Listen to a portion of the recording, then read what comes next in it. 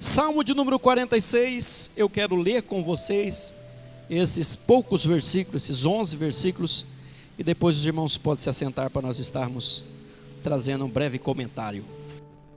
Vamos lá. Não sei se a versão vai bater com a que está na tela. A minha diz assim: Deus é o nosso refúgio, fortaleza, socorro bem presente nas tribulações. Portanto, não teremos ou não temeremos, ainda que a terra se transtorne e os montes se abalem no meio dos mares, ainda que as águas se tumultuem e espumem na sua fúria e os montes estremeçam. Há um rio cujas correntes alegram a cidade de Deus, o santuário das moradas do Altíssimo. Deus está no meio dela, jamais será abalada. Deus ajudará no romper da manhã. Bramam as nações, os reinos se abalam, Ele faz ouvir a sua voz e a terra se derrete. O Senhor dos exércitos está conosco, o Deus de Jacó é o nosso refúgio. Vinde e contemplai as obras do Senhor, que assolações efetuou na terra. Ele põe termo na guerra até os confins da terra. Ele quebra o arco e corta a lança, queima os carros no fogo. Aquietai-vos e sabei que eu sou Deus. Sou exaltado entre as nações, sou exaltado na terra. Para encerrar, o Senhor dos exércitos está conosco, o Deus de Jacó é o nosso refúgio. Senhor Jesus, continua conosco, continua nos abençoando, pelo Teu Espírito Santo, nos dando graça, ousadia, entendimento, para continuarmos, ó Deus, sendo alimentados e nutridos, através da Tua Santa Palavra. Nós oramos no nome do Senhor Jesus, amém. Podeis assentar, queridos, em nome do Senhor. Eu estive mais uma vez este ano pegando esse salmo tão conhecido. Eu acredito que tem alguns salmos, dos 150 salmos, que são bem destacados, bem conhecidos, dentro e fora do nosso meio evangélico, como se diz. E entre eles, este é um deles. Certamente o Salmo 23 e o Salmo 91 é campeão.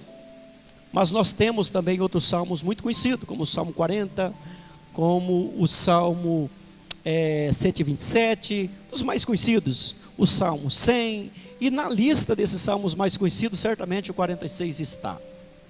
E temos muito a aprender sempre com este salmo maravilhoso, apontado, atribuído a um dos 9 salmos dos filhos de Corá. Quando a gente começa a estudar a palavra de Deus, né, lá no começo, ainda nos dias de Moisés, a gente não tem uma boa impressão, né, com o nome. Os irmãos se lembram que teve 3 famílias que se levantaram contra Moisés. E entre essas 3 famílias está lá Corá, ou Coré, como aparece lá. E os pais dessas famílias, ou dessa tribo, acabou sendo engolidos pela terra. E aí nós temos depois a aparição deles, novamente, sendo introduzidos, sendo contada a sua história, e aparece agora, escrevendo, compondo canções, se tornaram músicos, cantores. E sempre que eu me apego principalmente com esse salmo, uma das primeiras reflexões que me vem à mente é, como aconteceu com Asa e tantos outros, não é porque os nossos ancestrais erraram, tiveram uma vida ruim no passado, que a nossa também vai ter. Tem gente que acredita e luta contra isso, com alguns recursos apresentados nos nossos dias, né, até nos nossos meios, quebra de maldições e tantas outras coisas, acreditando que essas coisas podem pegar agora a sua vida. Porque o meu pai teve um péssimo casamento, o meu pai foi um homem muito rude, o meu pai foi... Não precisa. O Senhor Deus nos dias usou Ezequiel no seu ministério para falar: pode porventura o pai comer uva verde e o dente dos filhos desbotar ou ficar irritado? Não. Aí Deus falou através de Ezequiel, porque o povo tinha isso. O povo está com esse pensamento aí, com essa síndrome de que eles estavam padecendo ou tinham aquela vida por causa dos seus pais. Não, senhores. Pois bem, dos filhos de Corá nós temos um relato de alguém, ou desse remanescente, que deu certo. Eu não sei o que aconteceu lá atrás com a sua família, eu sei da minha. Teve muita coisa esquisita que aconteceu com a minha família. Teve muita coisa esquisita que aconteceu na minha família, relacionada a casamento e tantas outras coisas. Mas com a gente que serve a Deus, com todos nós que estamos diante do Senhor nessa noite, nós teremos uma história diferente. Amém, irmãos? Nós teremos uma história de vitória, de triunfo, de glorificação ao nome do Senhor, porque o Senhor tem nos dado essa oportunidade de fazer diferente e de Ele fazer coisas novas na nossa vida. Eu gosto de uma reflexão antes de entrar na palavra propriamente dita. É uma das palavras maravilhosas que eu acho tocando nesse assunto. Isaías 43, versículo 18. Tem duas coisas que Deus nos recomenda lá, pela palavra, através desse profeta. A primeira é: não lembreis mais das coisas passadas. A segunda é: não valorizeis as antigas. E aí vem: porque eu faço uma coisa nova. E a gente não vai esperar 2025 para isso. Nesse culto, nesse ano, Deus tem uma coisa nova para a nossa vida. Nesses últimos cultos que está para acontecer ainda, ou na nossa vida cotidiana, servindo a Deus, orando a Deus, na nossa casa, onde quer que nós estamos, Deus tem coisa nova para fazer na nossa vida. Pois bem, esses homens que aparecem aqui então, com esta canção, entra nesse cântico, nos cânticos dos degraus. Há quem pense até que ele foi composto quando eles chegavam em Jerusalém, que passava por aqueles 15 degraus, e cada degrau eles tinham um cântico. Há quem diga, há quem pense que esse foi preparado para uns daqueles degraus. Pois bem, verdade é que nós temos um louvor, nós temos uma escrita, nós temos um poema que fala-nos diretamente do poder de Deus primeiramente. Antes de qualquer coisa, nós temos a apresentação, a identificação de um Deus poderoso. O nosso Deus é aquele que o salmista diz no Salmo 121, é o Deus que criou os céus e a terra pelo seu poder. E não é por outras coisas que o salmista começa este salmo dizendo: Deus, Ele é. Há poucos dias atrás, quando eu estava explorando esse salmo em mensagens curtas, naquilo que eu denominei de pão, eu tenho um primo que ele reside, está lá em Pontes Lacerda, Mato Grosso, e sempre ele ouve o pão, e sempre ele faz uma emenda para mim de alguma coisa, de algum conhecimento, alguma coisa que ele tem, e ele tem muito, dedicado desde jovem a isto. E quando ele comecei com esse salmo, ele falou assim: primo, se atente, antes dele fazer, ele é. Eu não tinha observado diretamente, mas antes dele fazer alguma coisa, Ele é. Observe até o versículo 3 que Deus, Ele é. E olha que por 3 momentos nas pautas desse louvor, quem sabe o refrão, Ele é. Eu agradeci a Ele. Obrigado, irmão Zé Domingos. Obrigado por essa observação. Este salmo começa apontando: Deus, Ele é. Isso é tão importante. Você se lembra da preocupação de Moisés, quando ele tem que voltar para o Egito, amando de Deus? Ele tinha uma preocupação: eu vou chegar lá diante do grande faraó e vou falar o quê? Quem mandou? Como que eu vou falar? Quem que deu ordem para mim vir? E Deus falou assim: quando você chegar lá, você diga a eles, ou diga para o meu povo, diga naquele lugar que eu sou o que sou. Este é o meu nome. Ele é, e somente Ele é. Ele é o grande eu sou. A quem pense que. A ideia era, eu sou, dentro dos muitos atributos que os judeus têm esse negócio, né? Para cada coisa, diferente de outras nações que têm o paganismo e tudo mais, os judeus tudo é Deus, mas Deus cabe dentro de uma necessidade. Quando o negócio era guerra, eles clamavam a Deus, mas eles iam no atributo de Jeová Sabaote.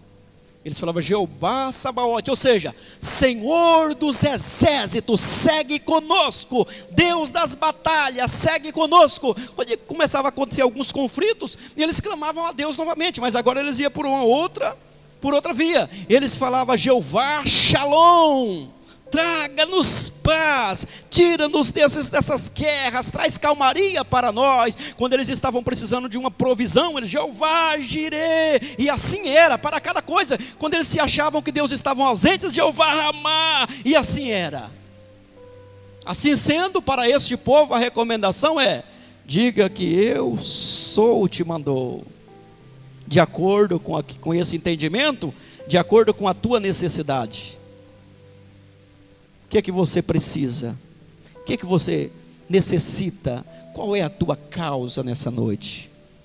Deus poderoso, Ele pode com a sua mão poderosa alcançar você em qualquer área da sua vida. Na sua vida sentimental, Ele pode sim. Na sua vida espiritual, Ele pode sim. Sua vida familiar, Ele pode sim. Não importa em qual situação, qual é o terreno, qual é a causa, Ele pode agir em qualquer área da sua vida. Antes de qualquer coisa, Deus é.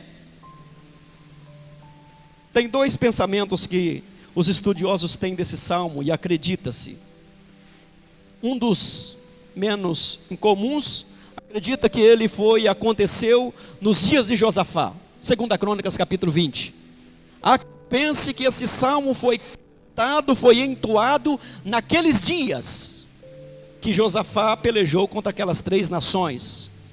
Mas o mais comum e mais aceitado entre reformados e pentecostais e tradicionais é que esse salmo foi cantado nos dias de Ezequias, acordado com aquilo que está narrado, entre outros, em Isaías capítulo 36 e 37.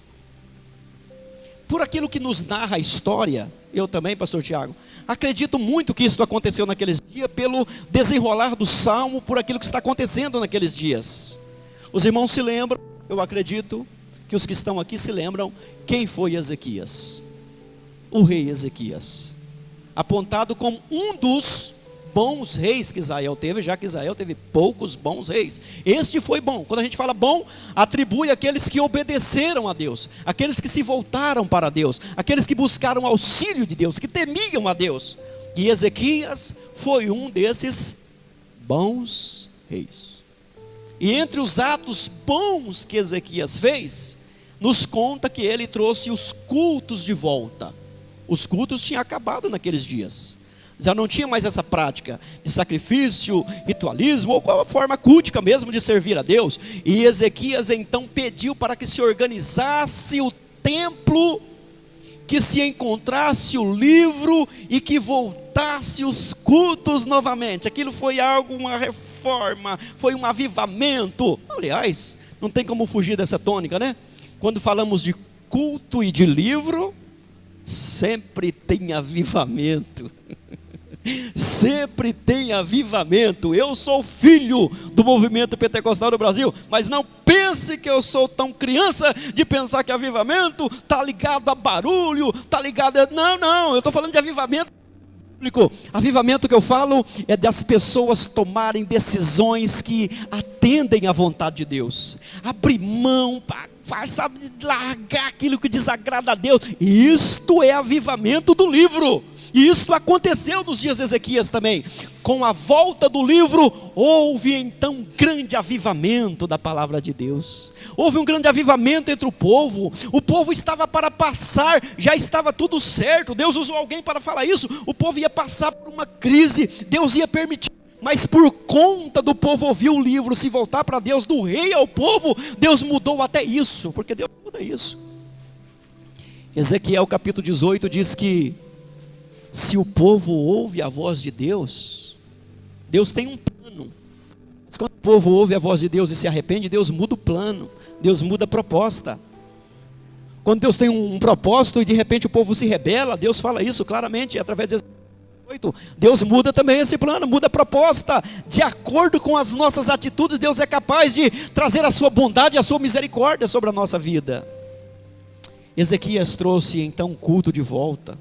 Existia ainda nos dias de Ezequias aquela serpente que foi confeccionada por Moisés a mando de Deus, de bronze, que apontava para Jesus. Jesus vai falar na conversa com Nicodemos, no capítulo 3 de João, sobre aquela serpente. O significado dela: assim como a serpente foi levantada no deserto, o Filho do Homem vai ser levantado. A proposta de quê?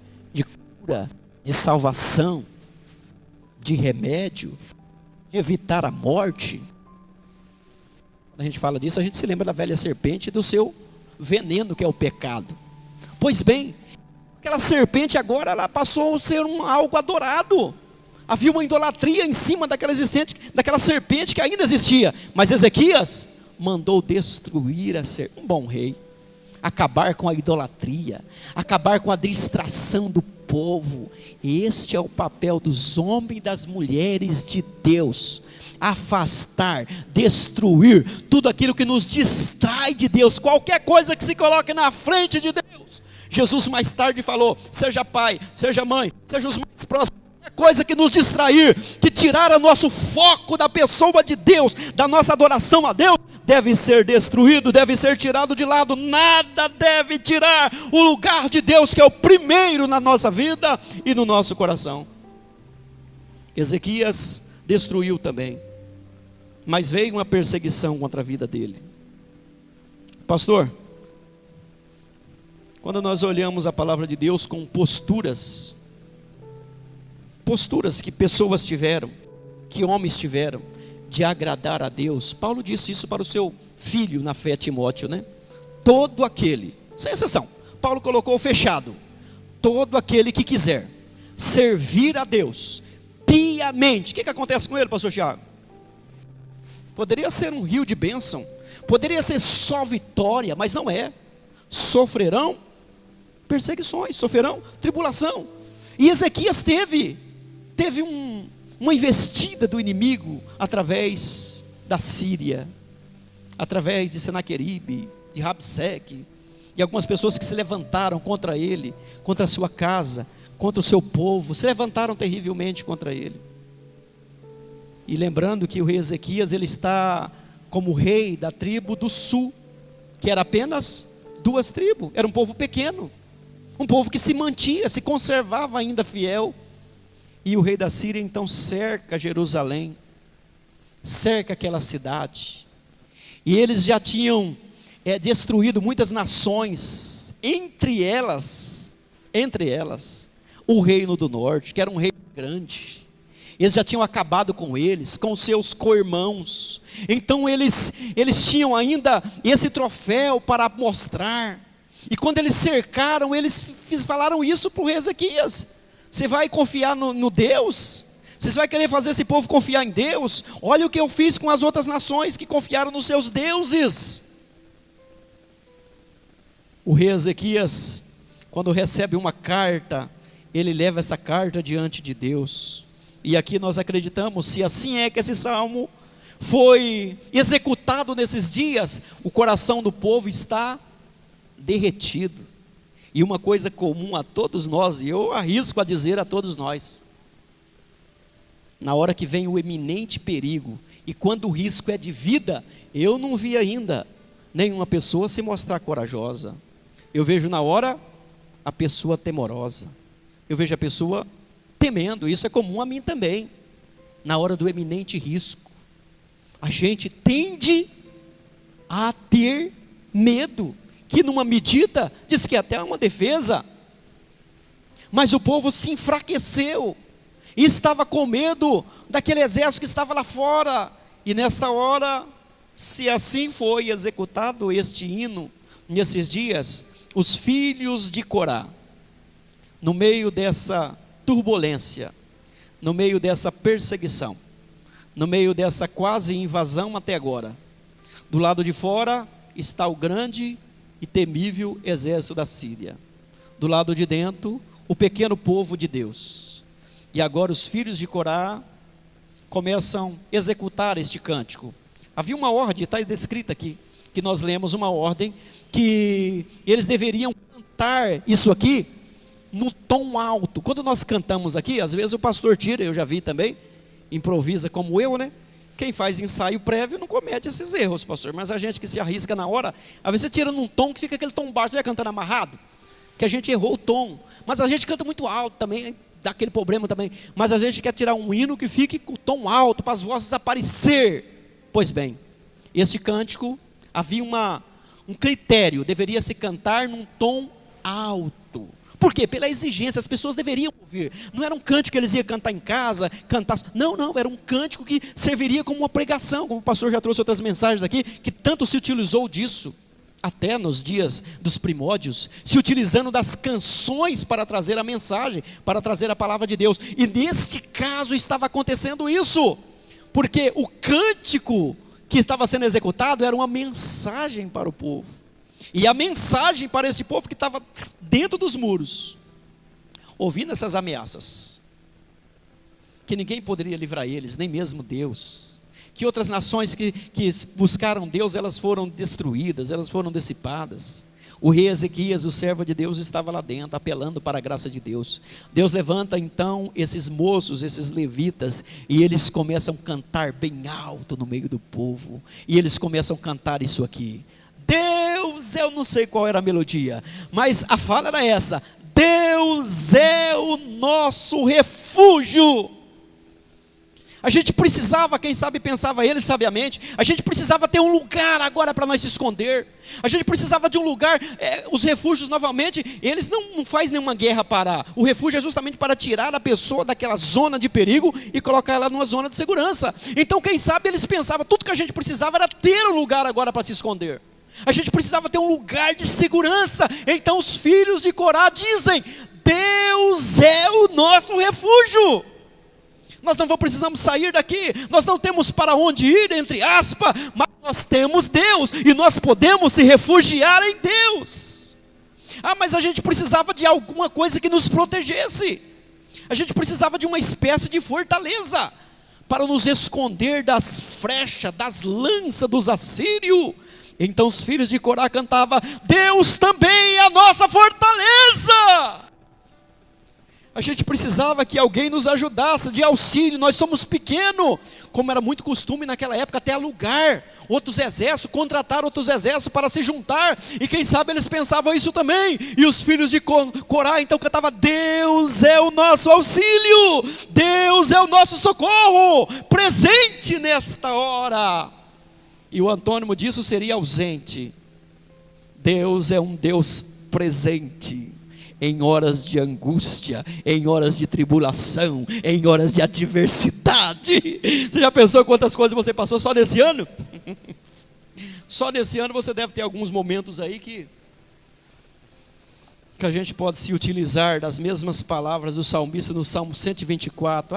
Se não for o Senhor que estivesse do nosso lado, quando os inimigos se levantou contra nós, Ele teria nos engolido vivo, mas o Senhor cortou o laço, e nós estamos aqui nessa quinta-feira, porque nós escapamos.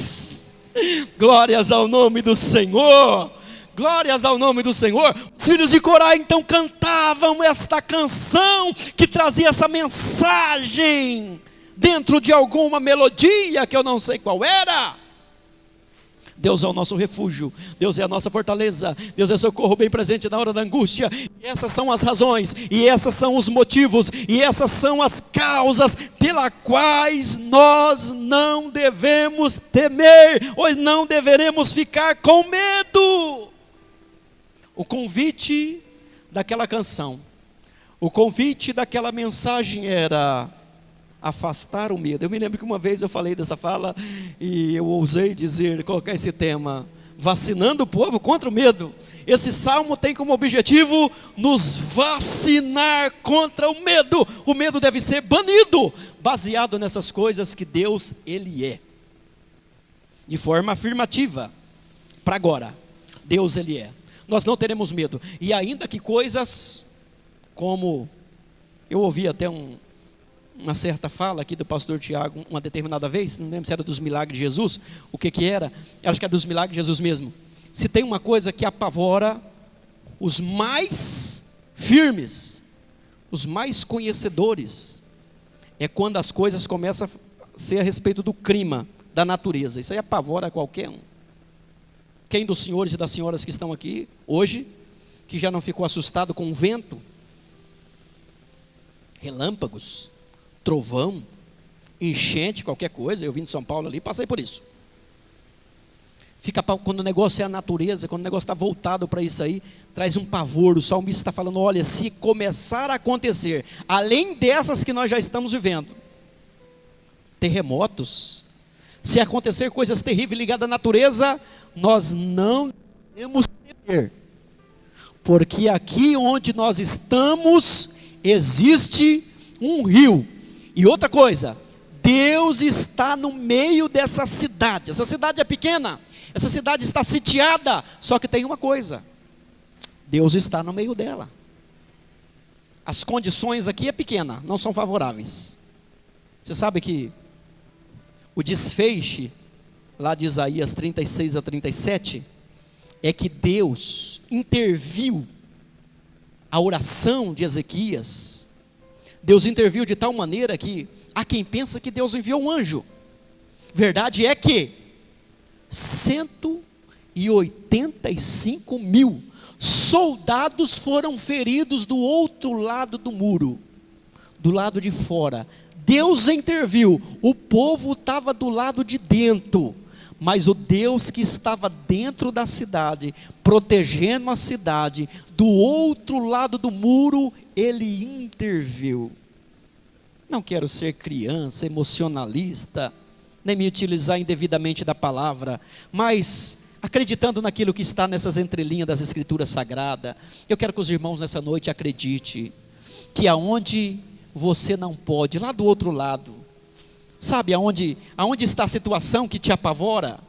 Aonde está a situação, os seus medos de amanhã, os seus medos externos? Você fala, se acontecer isso aqui, se eles passarem, não, irmãos, Deus está trabalhando do lado de fora, você está do lado de dentro, você está na sombra do Onipotente, você está perto do Senhor, você está diante de Deus, você está escondido. Eu estava nessa semana lendo o Salmo 27, o curto Salmo 27, e ele fala assim, no dia da minha adversidade, Ele vai me esconder no seu pavilhão. O profeta Malaquias, ele disse o seguinte, mas para vós que temeis o nome do Senhor haverá livramento, o Senhor virá voando, trazendo salvação debaixo das suas asas. Isso aqui é socorro de Deus, irmãos. Isso aqui é auxílio de Deus. Isso está acontecendo. Eu acredito que foi justamente nesses dias. Verdade é que se não for, eu acredito naquilo que se aplica à minha vida, que Deus de fato é.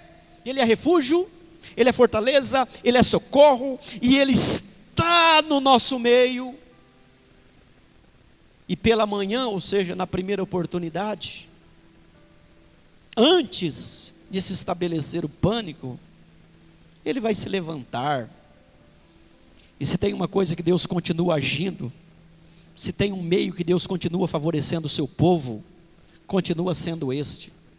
Eu gosto de Êxodo capítulo de número 14, eu gosto de ver a coragem, a ousadia, a liderança de Moisés, diante do mar vermelho e o povo apavorado. Acredita-se que o poeirão estava subindo dos carros, que estava vindo de Faraó, e Moisés está ali, está quietos, e vede o livramento do Senhor. Vocês estão vendo esses faraó, que estão vendo esse povo faraó, o exército faraó que está vindo? Vocês não vão ver ele mais. Olha, que ousadia, hein?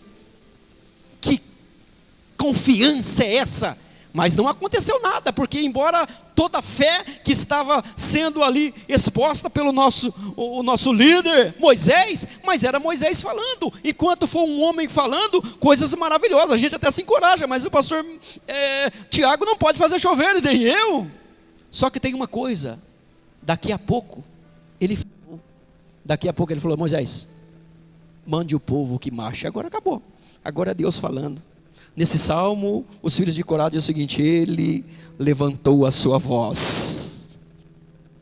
Tudo que a gente precisa é que Deus continue levantando a sua voz. Tudo que nós precisamos é que Deus continue falando conosco, ora nos exortando, ora nos repreendendo, mas também ora nos consolando.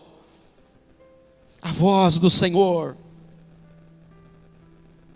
No ministério terreno de Jesus, no capítulo 8 do quarto evangelho, o evangelho de João, quando é levada aquela mulher para dentro do templo pela manhã, que nós conhecemos a história, ela é chamada a mulher pecadora. Daqui a pouco as coisas vão acontecendo ali, os irmãos se lembram do episódio, e Jesus pergunta para a mulher: onde estão os teus acusadores?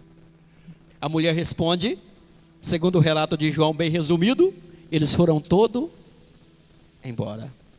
Eu penso cá comigo, que na verdade o que aquela mulher queria dizer é o seguinte: a palavra que o Senhor falou antes afugentou eles. Quando o Senhor soltou aquele negócio daquele que está sem pecado, aquilo lá levou eles embora. A palavra do Senhor, a palavra do Deus Filho, a palavra do Deus Pai, a palavra do Santo Espírito de Deus, a palavra do Deus Eterno, quando ela vem, ela nos favorece, ela leva o mal embora, e ela traz para nós conforto, avivamento, ela traz para nós força, coragem, determinação. É assim ou não é? Quantos dos senhores e das senhoras que estão aqui nessa noite? Tem um amigo meu, pastor, acho que conheceu o pastor Ebenezer, conheceu, né, pastor? Conheceu o pastor Ebenezer. Pastor Ebenezer, no seu modo simprônico de falar, ele fala: quantas vezes a gente vem para o culto arrastando o bico no sapatão?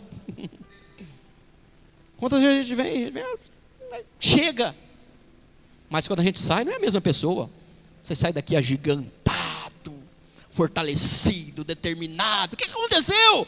Nada. Deus mandou a sua palavra. Deus nos fortaleceu com a sua palavra, nos encheu com a sua palavra e pronto.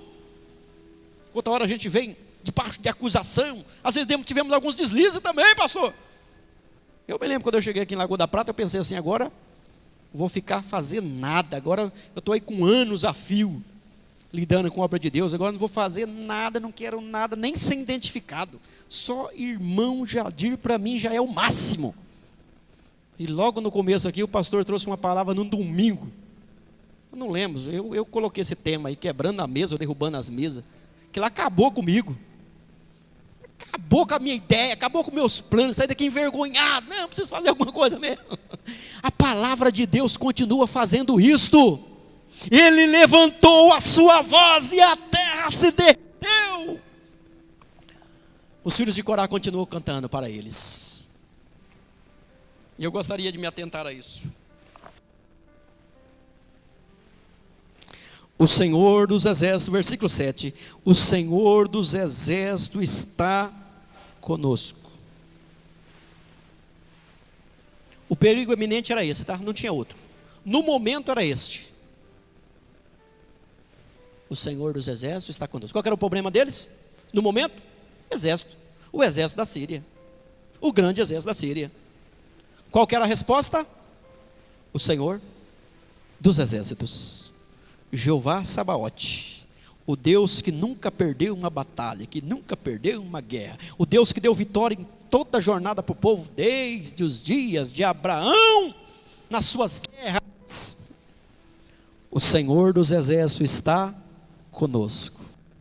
E para não usurpar a hora, eu vou finalizar depois de ponto e vírgula. O Deus de Jacó é o nosso refúgio. E aí tem tanta coisa que a gente lembra de Jacó. No mínimo você lembra de alguma coisa de Jacó? Desde aquilo que a Bíblia nos fala do seu nascimento. Era gêmeo, mas nasceu depois. O seu irmão virou predileto do seu pai. Só restou ele o consolo de sua mãe. E ficou aquele negócio, mas era aquele rapaz cheio de vontade. cheio de vontade de vencer, cheio de vontade de ter aquela bênção também, que não era dele, a bênção da primogenitura. Ele queria ter também aquela bênção, aquele respeito, aquele legado. Mais do que isso, ele queria ser uma pessoa próspera, queria sim.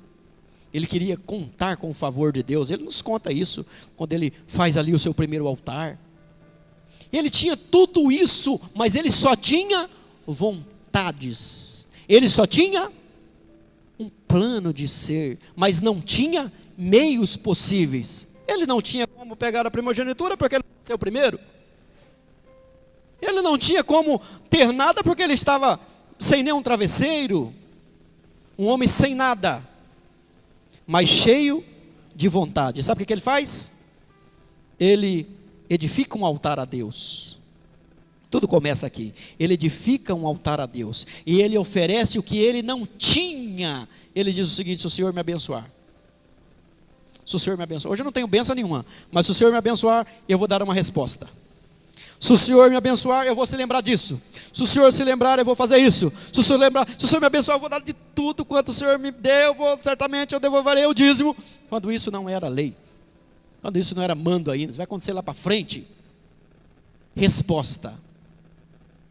Eu quero nessa noite, nessa finalização, acreditar na deixa da palavra de Deus. O Deus que alcança quem só tem a vontade, quem só tem o desejo, quem só tem o plano. Não tem a condição possível, não tem os meios, não tem os recursos, aparentemente não dá certo, mas pela confiança no Deus de Jacó, o Deus de Jacó vai te abençoar, o Deus de Jacó vai te refugiar, e o Deus de Jacó vai mudar a tua história, vai mudar a minha história. E toda vez que eu me apelo a isso, eu não quero falar que é em 2025 ainda, porque eu acredito que Ele pode fazer isso agora. Nesses poucos dias pode haver um grande sinal de Deus. Os irmãos podem se colocar de pé, pastor? Por favor, meus irmãos, vamos se colocar de pé para falar com esse Deus. Glória ao nome do Senhor. Falar com esse Deus, o Deus que é refúgio, fortaleza, auxílio, o Deus que está no meio, o Deus que ajuda no romper da manhã, o Deus que levanta a sua voz, o Deus que está conosco. Essa é uma máxima de Eliseu ao seu servo desconfiado, temendo, parte desse mesmo exército. Ele orou por Geazim, com imposição de mão: abra os olhos desse moço para que ele veja. E ele já tinha dito para o moço: maior é o que está conosco, maior é o que está conosco, maior é o que está com a sua família, maior é o que está com você, maior é o que está nesse lugar, maior é o que está nessa igreja, maior é o que está conosco, do que o que estão com ele, o que estão com as forças espirituais, com as osas da maldade. Maior é o que está conosco. Senhor Jesus de Nazaré, nós estamos diante de Ti nessa noite, Senhor. É o dia 27 já, Senhor, dia 27 de dezembro.